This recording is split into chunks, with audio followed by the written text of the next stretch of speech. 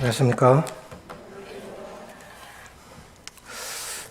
기도해 주셔서 양양교회와 세인동교회 집회 잘 다녀왔습니다. 3주 만에 뵙는데 그 기간이 얼마나 긴지 모르겠어요. 오랜만에 뵈니까 참 반갑습니다.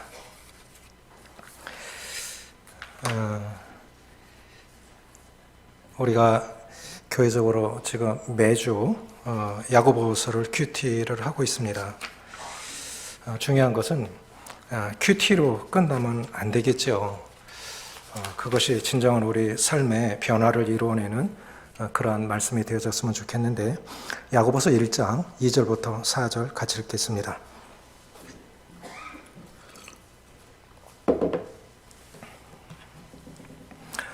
신약성경 371조 야고보서 1장 2절부터 4절까지 같이 읽겠습니다. 시작. 내 형제들아, 너희가 여러 가지 시험을 당하거든 온전히 기쁘게 여기라. 이는 너희 믿음의 시련이 인내를 만들어내는 줄 너희가 알미라. 인내를 온전히 이루라. 이는 너희로 온전하고 구비하여 조금도 부족함이 없게 하려 함이라. 영적 성숙의 잣대라는 제목으로 말씀을 드리기를 원합니다. 야고보서 5장까지 되어 있는데요. 2시간에 걸쳐서 영적 성숙의 잣대라는 제목으로 말씀을 드리겠습니다. 잣대라는 말은 기준이라는 뜻이죠. 우리가 누군가를 향해서 저 사람은 참 영적으로 성숙한 분이다, 저분은 참 미숙한 분이다, 그 잣대, 그 기준은 무엇입니까? 성경적 기준을 갖고 있지 않으면 이 기준은 굉장히 중요한 거라고 생각이 되어지는데, 사람의 기준은 다 다릅니다. 내 기준, 가장 중요한 건 성경적 기준이 뭐냐는 거예요. 그것은 다른 말로 하면 어떻게 하면 이 영적 성숙에 이를 수 있느냐 하는 것입니다. 성경에서 제시하신 기준, 표준을 알면 이게 부족했구나, 이게 아니었구나, 이런 거를 알 수가 있는데, 야고보서의 핵심 주제는 영적 성숙입니다. 에베소서의 주제는 영적 풍성이죠. 하나님 우리에게 풍성한 삶을 살기를 원하세요.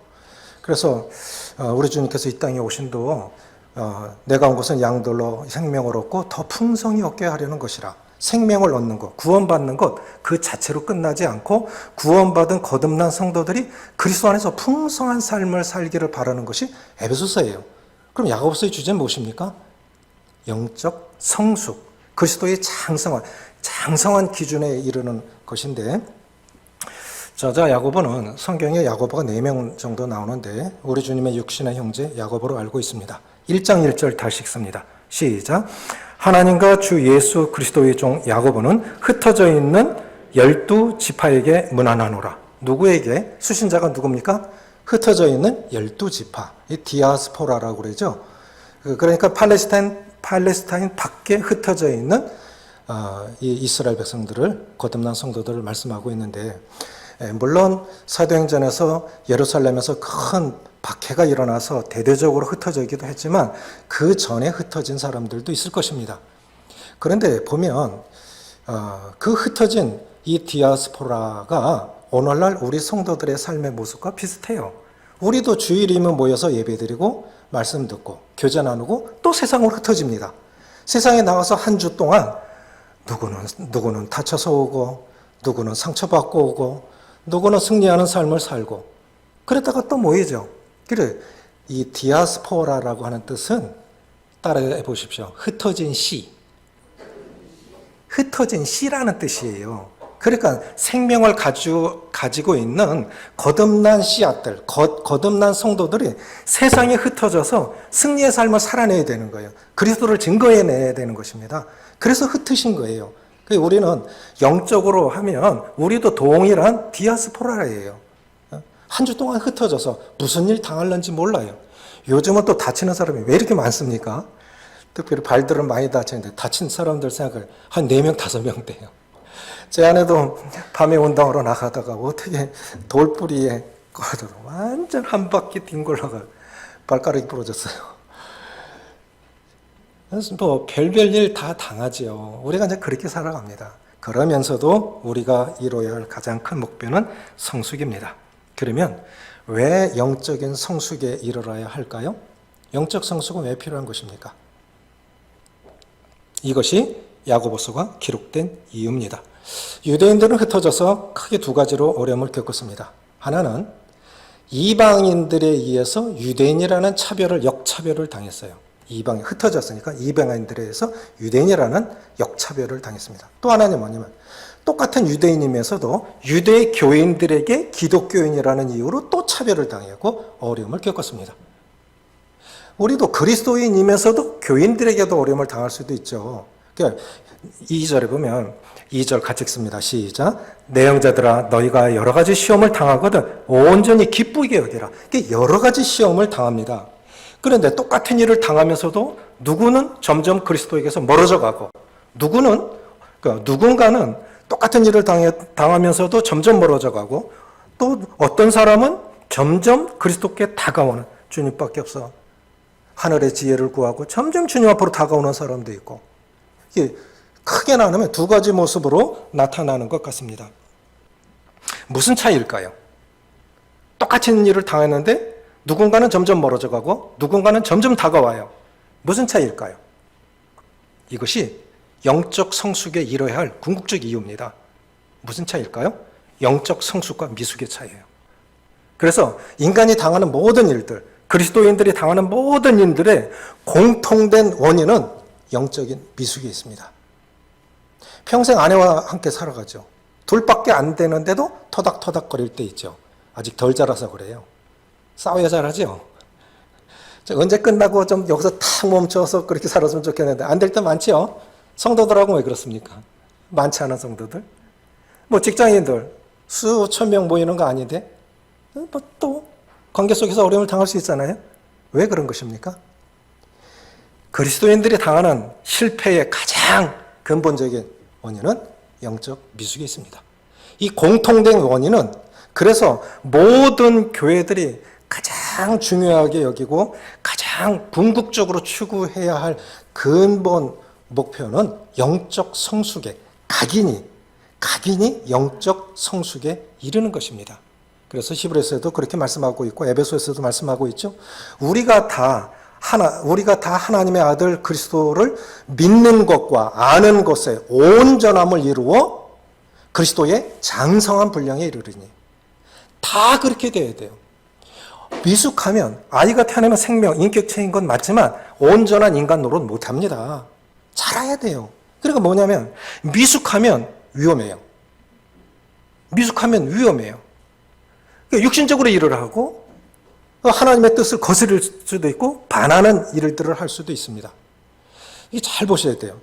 이게 성경과 성경이 연결이 되어 있는데 에베소서 3장 11, 12절을 보면 은사를 주신 목적에 대해서 그가 어떤 사람은 사도로, 어떤 사람은 선지자로, 어떤 사람은 복음 전하는 자로, 어떤 사람은 목자와 교사로 주셨으니 이는 성도를 온전하게 하여 그리스도의 몸을 세우려 하심이라. 왜 주신 것입니까? 각양 은사를 그리스도의 몸을 봉사의 일을 하게 하여 그리스도의 몸을 세우려 하게 하시는데 바로 연결된 13절 연결 구절이 뭐냐면 우리가 다 그리스도를 아는 것과 믿는 일에 하나가 돼요. 그리스도의 장성한 분량에 이르리니. 그러니까 영적으로 성숙해야만 이 은사를 바르게 활용할 수 있다는 거예요. 그렇지 않으면 큰일 낼 수도 있어요. 특별히 직분이 클수록 더더욱 위험합니다. 대통령은 무소불위의 권력을 갖고 있죠. 잘못하면 나라도 마음대로 해요. 그렇죠? 부모는 자녀들에게 어떻겠습니까? 교회는 지도자들이 어떻습니까?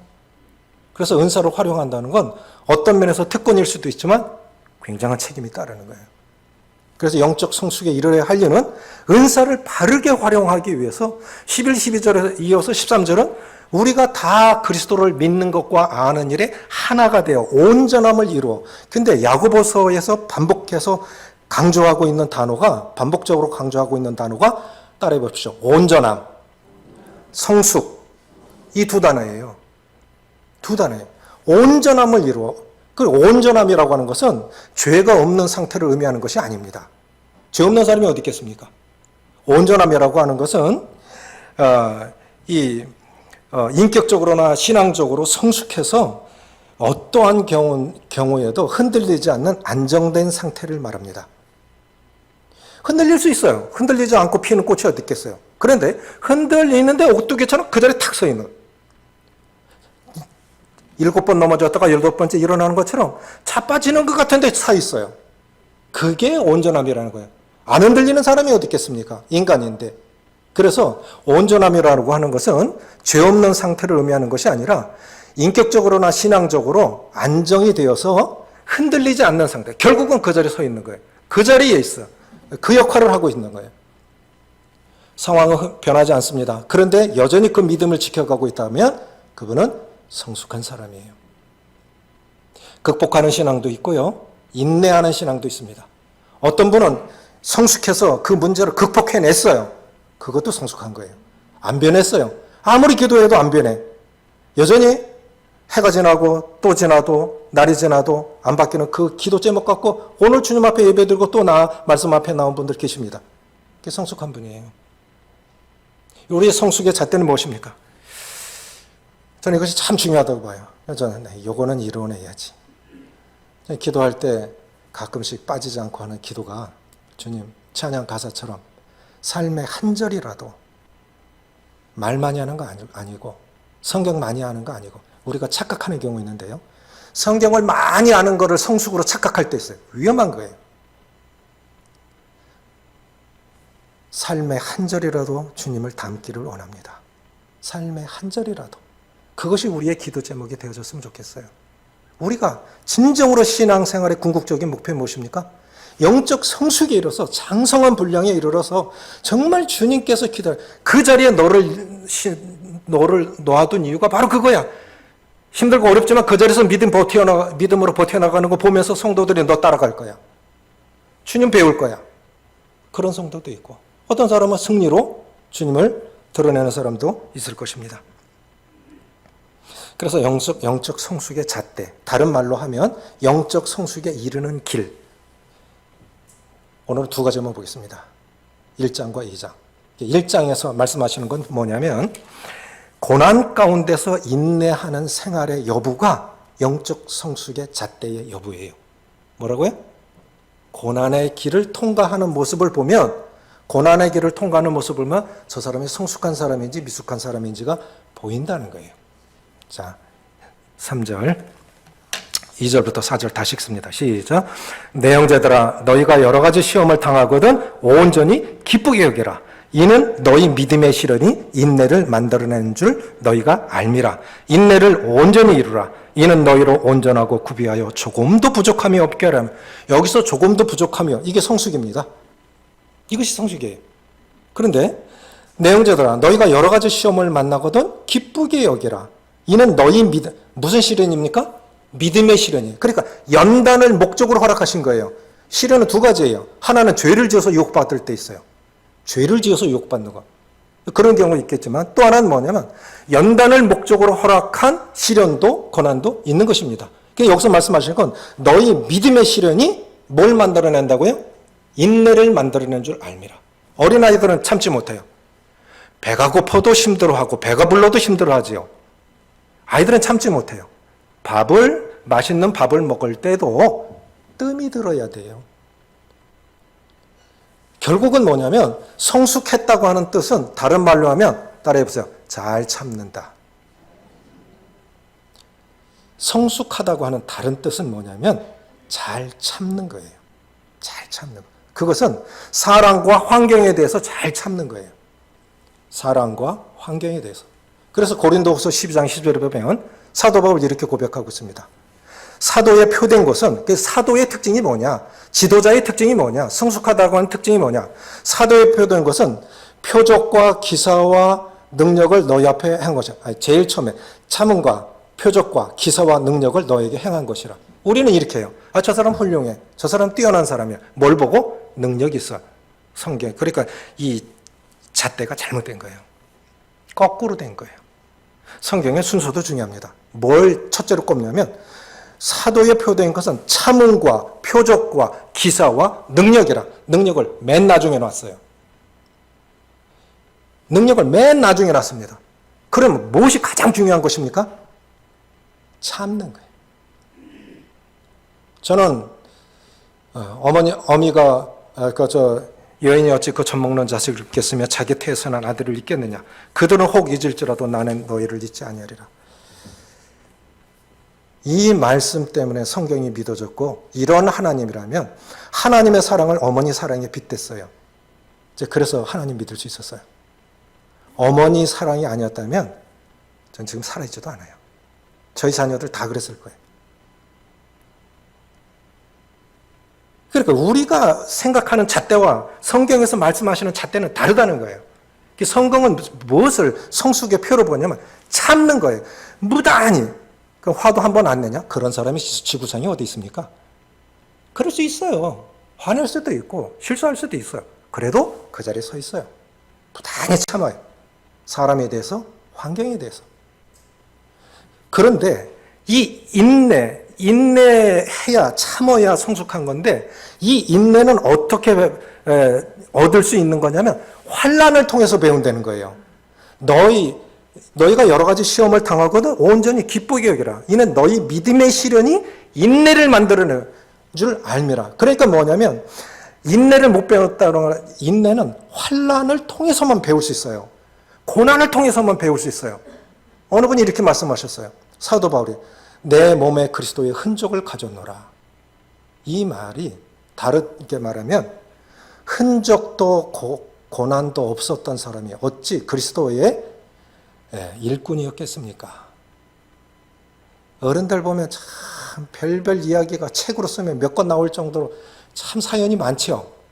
그런데 잘 참아냈기 때문에 그때까지 사신 거고, 그랬기 때문에 자녀들 그 자리에 있는 거예요.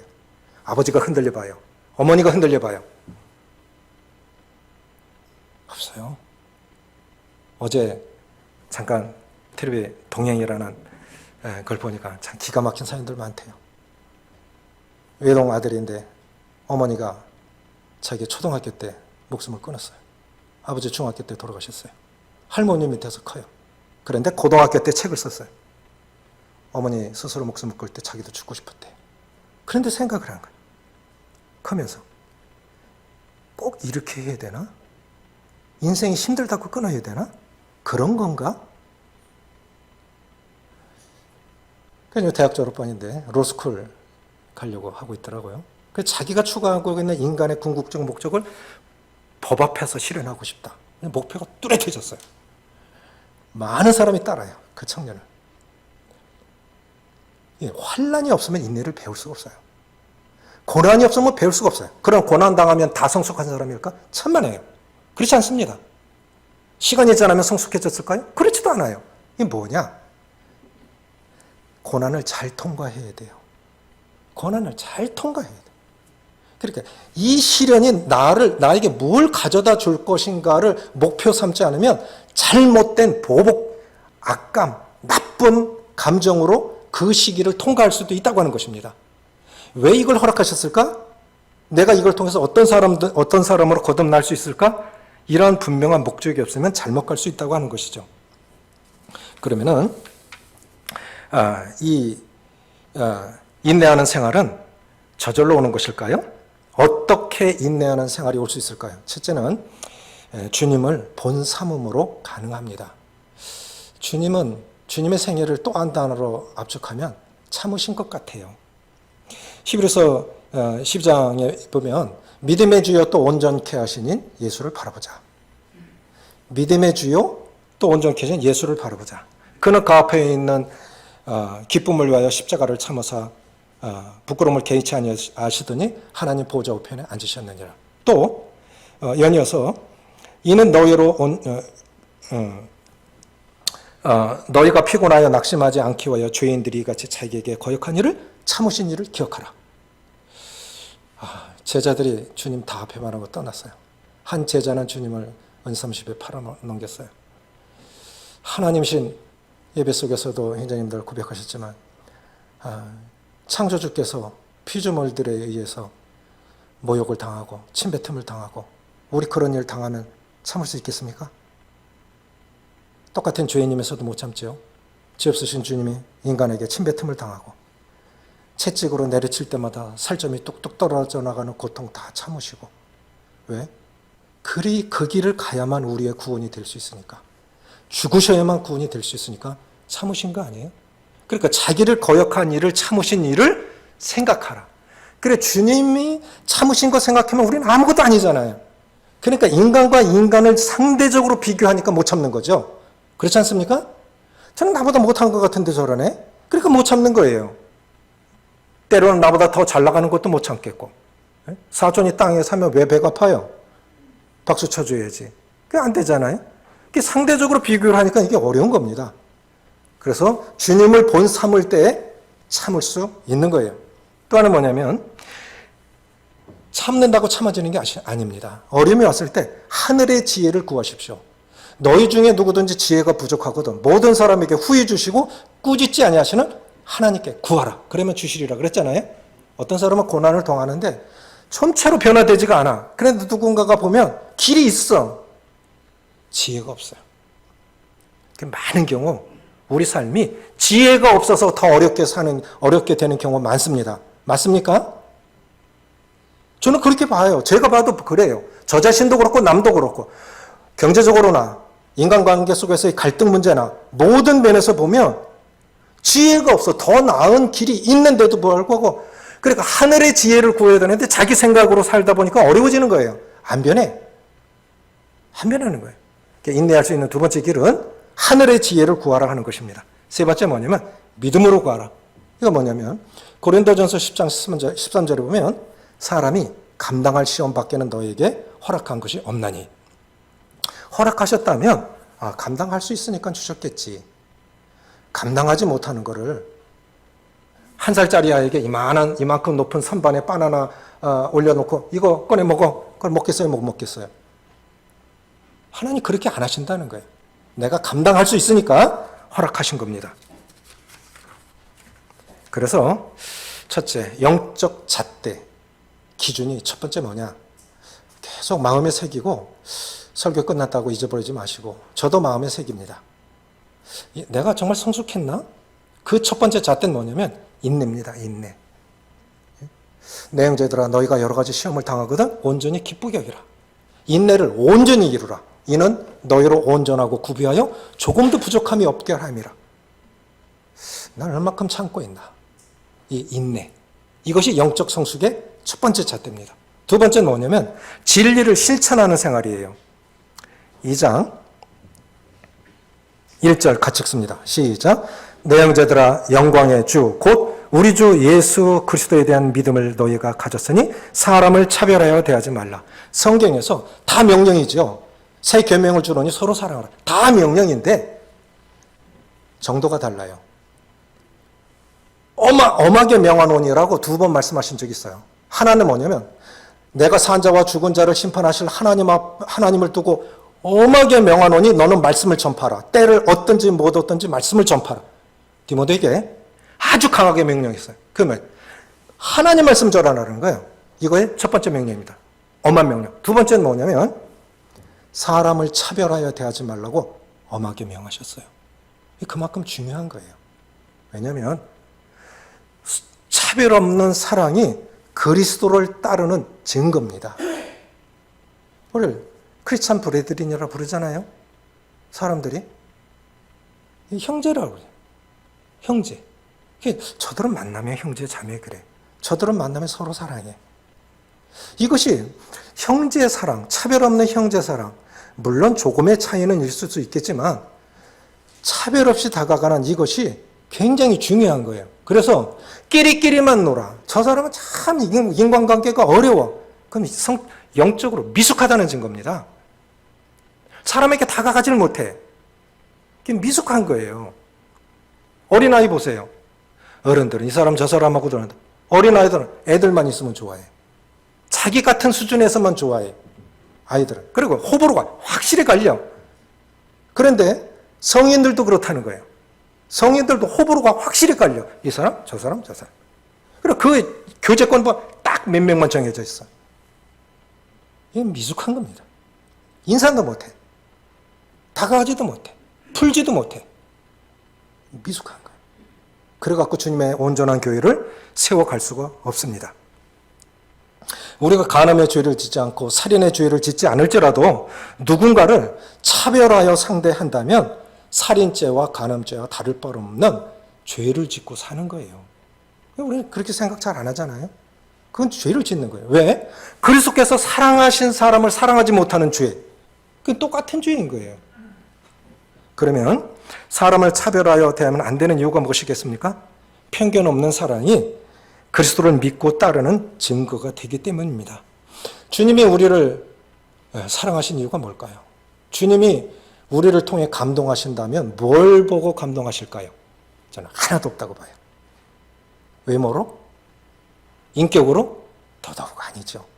양심에 손을 얹고 한번 보세요. 진짜 외모로. 뭐로 주님께서 우리를 보고 감동하시겠어요? 없어요. 그런데 나를 못 보니까 자꾸 이렇게 남만 봐죠. 우리는 말씀의 거울 앞에 자주 우리를 비춰봐야 됩니다. 탈무드에 이런 얘기가 나오죠. 새 아이가 굴뚝 속에 들어갔다 나왔어요. 자, 누구를 보고 얼굴을 씻겠습니까? 다 시커먼 데. 굴뚝에 안 들어갔다 온 아이를 봐야 내가 시커멓겠구나. 그렇게 하겠죠? 굴뚝 속에 들어오고 나는 안 보고 굴뚝 속에 들어가다 새카매졌어. 그럼 나도 새카맨 줄 알아야 되는데 난 안 보이거든. 눈이 앞으로 달려있으니까. 똑같이 굴뚝 속에 들어갔다 왔으면서도 굴뚝 속에 들어가는 그 사람은 시커멓다 하고 자기는 안 씻어. 너 좀 씻어라 그래. 사실은 우리가 그렇게 살아가고 있지 않습니까? 차별해야 되는 건 주님께서 참. 그래서 성숙의 증거는 차별 없는 형제 사랑입니다. 두 번째, 나 자신이 하나님으로부터 받은 사랑 때문입니다. 세 번째는 하나님께서 언젠가 우리가 행한 것에 대해서 심판하실 거예요. 긍휼 없는 자에게 긍휼 없는 심판이 있으리라. 그런데 이 긍휼이라고 하는 언어의 뜻은 따라해 보십시오. 공감하다. 공감 능력. IQ, EQ 이렇게 쭉 나가죠. 공감 능력은 뭡니까? EQ가 공감 능력이죠. 저 사람 보니까 참 마음이 아파. 내 문제가 아닌데 저분 문제인데도 잠이 안 와. 우리는 내가 상처받으면 잠 못 자요. 근데 그 사람 생각하니까 마음이 쓰려. 어떻게 하지? 어떻게 하지? 주님의 복음서 읽어보면 자주 반복적으로 등장하는 단어가 긍휼이라는 단어입니다. 긍휼. 긍휼이는 이 우리에게 있어서 정말 회복해야 할 문제 중에 하나가, 회복해야 할 부분 중에 하나가 긍휼이 여기는 마음이 회복이 되어져야 돼요. 따라해 보십시오. 주님의 마음, 긍휼이 여기는 마음. 이 마음입니다. 주님의 마음은 긍휼이 여기는 마음이에요. 근데 이 마음이 회복되어져야 돼요. 어떤 상황이나 어떤 문제, 모든 동기를 떠나서 어쨌든 참 안 됐다. 누가 어렵다는 잘 됐다, 고소하다. 이건 정말 강팍한 마음이에요. 아무리 내가 어려움을 당하고 어려움 준 사람일지라도 어려움을 당하면 참 안 됐다. 그래야 나도 잘못됐을 때 긍휼히 여김을 입을 수 있어요. 내가 그렇게 긍휼히 여기는 마음 없이 살아가면요, 당합니다. 사람이 무엇을 심든지 그대로 거두리라. 갈라디아서 6장 7절에 무슨 말씀이죠? 무슨 말씀이에요? 긍휼 없는 자에게 긍휼 없는 심판이 있으리라. 그래서 편견 없는 사랑은 그리스도를 믿고 따르는 증거가 되고 또 하나님의 나를 사랑하시는 이유가 되기 때문에, 그리고 우리가 언젠가 우리의 행한 일로 심판을 받을 것이기 때문에 긍휼히 여겨야 됩니다. 결국은 뭐냐면 성숙한 인격은 관계의 성숙입니다. 동의하십니까? 이 사람 저 사람 두루두루 원만해요. 그 사람이 성숙한 사람입니다. 들꽃 언덕이라는 시가 있어요. 너무 좋아서 제가 인용해 봅니다. 유한진 시인이 쓴 건데 이래요. 들꽃 언덕. 들꽃 언덕에서 깨달았다. 값비싼 화초는 사람이 가꾸고 값없는 들꽃은 하나님이 키우시는 것을, 그래서 들꽃의 향기는 하늘의 향기인 것을, 그래서 하늘의 눈금과 땅의 눈금은 언제나 다르고 달라야 한다는 것도 들꽃 언덕에서 깨달았다. 값비싼 화초는 사람이 키우죠. 근데 값없는 들꽃은 하나님이 키우세요. 그런데 그게 하늘의 향기라는 거예요. 보세요. 주님이 이 땅에 오셨을 때 세리와 죄인들이 주님의 친구가 되어졌습니다. 소외되고 버림받은 사람들, 주님이 가까이 다가가셨어요. 잘난 사람들끼리 다 세상 인정받고 사람 인정받고 다 받아요. 능력도 없고 가진 것도 없고 별로 관심도 없는 사람들, 하나님이 키우고 가시는 거예요. 하나님이 키우고 가시는 거예요.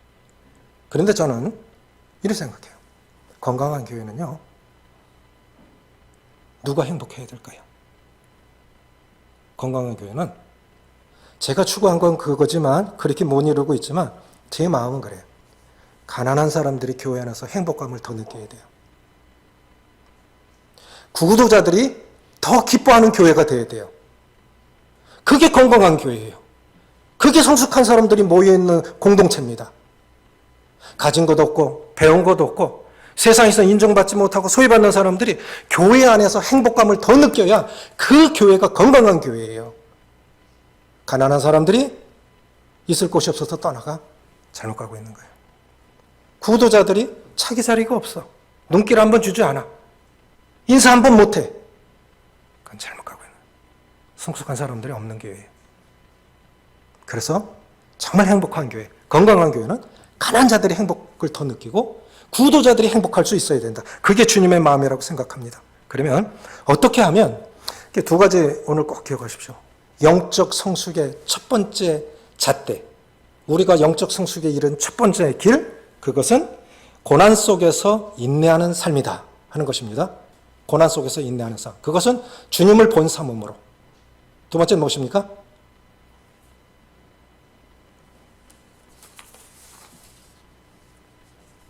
하늘의 지혜를 구하고 믿음으로 사는 거죠. 그래서 두 번째는 믿음을 실천하는 것인데, 두 번째 이 진리를 실천하는 생활인데, 진리를 실천하는 생활은 두 가지예요. 하나는 차별 없는 사랑. 차별 없는 사랑. 그리고 두 번째는 말씀을 이제 진리를 실천하는 것인데, 우리는 이게 이제 착각하지 말아야 할 게 바로 이거예요. 아는 것을 믿음이라 생각해요. 아는 것을. 그렇지 않아요. 여기서 말씀하고 있는 것은 2장에서 세 가지 믿음을 말씀하고 있는데, 죽은 믿음, 귀신의 믿음, 참 믿음, 세 가지로 말씀하고 있는데, 죽은 믿음은 뭐냐면 입술만의 믿음입니다. 입술만의 믿음. 자, 가난한 사람이 왔어요. 아픈 사람이 왔어요. 그런데 우리가 참 경건하게 말하죠. 기도하겠습니다 라는 말로 때우는 거예요. 아픈 사람이 있어요. 아마 방문이라도 하고 격려라도 하고 그런 거 없어요. 기도하겠습니다. 참 경건하지요. 그게 경건이 아니라는 거예요. 우린 잘못 살 때 참 많아요. 선교지, 우리 이번에 온라인 바자 했는데 참 잘하신 것 같아요. 참 좋아요. 정말 잘하셨어요. 뭐라도 자기 형편에 맞게 구체적으로 진리를 실천하는 삶이, 그것이 진정한 성숙이라는 것입니다. 삶이 따라가지 않는 건, 우린 입술로요, 죽은 사람도 살릴 수 있습니다. 맞습니까? 말로 뭘 못합니까? 그러니까 입술만의 믿음은 행함이 없는 것은 아이 베지 못한 배하고 똑같아요. 열매를 내야 되는데 없는 거예요. 진리를 실천하는 거예요. 이게 야고보서와 로마서가 서로 상반된 말씀이 아닙니다. 서로 상호 보완적인 말씀이에요. 로마서에서 말씀하고 있는 의의는 뭐냐면 오직 구원은 믿음으로만 구원받을 수 있다라는 것이 로마서입니다. 그런데 야고보서는 뭐냐면 믿음으로만 구원받는 것이 아니라 행함으로 그 믿음이 입증되는 거다라고 하는 것입니다. 이해가십니까? 그러니까 로마서가 뿌리면 야고보서는 열매예요. 먼저는 뭐가 있어야 됩니까? 뿌리가 있어야 돼요. 뿌리가 있으니까 열매가 맺히는 거예요. 그런데 뿌리는 있어. 그런데 열매가 없어. 그건 죽은 믿음이라는 거예요. 거듭난 사람 맞아요. 삶이 안 따라가고 열매가 없다고 그러면 그건 죽은 믿음인 거예요. 두 번째, 귀신의 믿음. 귀신. 우리 주님이 이 땅에 오셨을 때 귀신이 먼저 알아봤어요. 지옥 갈 것도 알아요. 예수님이 심판자라 하시는 것도 알아요. 다 알아요. 그런데 절대로 구원받을 수 없습니다. 타락한 천사는 인격적으로 예수님을 영접할 수 없어요. 구원받을 수 없어요. 그것이 우리와 다른 차이예요. 우리는 타락했음에도 불구하고 구원받을 수 있습니다. 이것이 은혜입니다. 아멘이십니까? 천사들은 절대로 구원받을 수 없어요. 인격적으로 예수님을 영접할 수 없습니다. 그런데 우리는 타락했음에도 불구하고 구원받을 수 있었어요. 주님 은혜죠? 그럼 이제 열매가 나타나야 되는 거예요. 참 믿음은 이제 그 믿음을 삶 속에 실천하는 것입니다. 선행이 행함이 구원의 조건이 아니라 구원의 결과여야 합니다. 야고보에서 말씀하시는 게 바로 그거예요. 그렇게 구원받았으니까. 그런데 너는, 그래, 은혜로 구원받았어. 그런데 너는, 그게 구원이야? 구원받은 사람이 그래? 세 가지입니다. 입술만의 믿음, 죽은 믿음, 지식만의 믿음, 귀신의 믿음. 귀신들이 갖고 있는 믿음. 우리는 착각할 때 참 많아요. 착각할 때 참 많아요. 그래서 진정으로 소원하는 것은 삶의 한 절이라도 주님 닮고자 애쓰다가 정말 그리스도의 장성한 분량에 이루고 싶은 이것이 신앙생활의 궁극적인 목표여야 합니다. 그래서 이 두 가지를 계속해서 잊지 마시고 저와 함께 실천해 보셨으면 좋겠습니다. 영적 성숙의 잣대 첫째는 뭐냐면 고난 속에서 인내하는 생활. 그것은 고난 속에서 주님의 본을 생각하고 하늘의 지혜를 구하고 약속의 말씀을 믿음으로 가능합니다. 두 번째는 진리를 실천하는 거예요. 한 가지라도 실천하는 거예요. 한 가지. 아침에는 큐티를 하고 저녁에는 반성을 하십시오. 아침에 큐티하고 저녁에 반성이 없으니까 이게 열매가 없는 거예요. 저녁에 오늘 말씀 내가 이루었나? 내가 기도만 하고 있고 실제로 그렇게 살고 있지는 않나? 이렇게 살펴보는 것입니다. 진리를 실천하는 생활 두 가지를 말씀하셨죠. 하나는 차별 없는 형제 사랑, 편견 없는 사랑. 또 하나는 진리의 말씀을 실천하는 거예요. 입술만의 믿음, 지식만의 믿음이 아니라 말씀을 삶 속에 구현해내는 것입니다. 그래서 정말 우리가 변화되어져서 성숙한 사람들이 되어져서 정말 주님이 기대하시고 목적하시는 그런 교회, 그런 삶. 그래서 하나님이 참 기뻐하시는 성도, 기뻐하시는 교회가 되어졌으면 좋겠습니다. 기도하시겠습니다. 아버지 하나님, 지금까지 나름 주님을 믿고 따른다고 생각했지만 영적으로 얼마나 성숙했는지 말씀의 잣대에 우리 자신을 대어봅니다.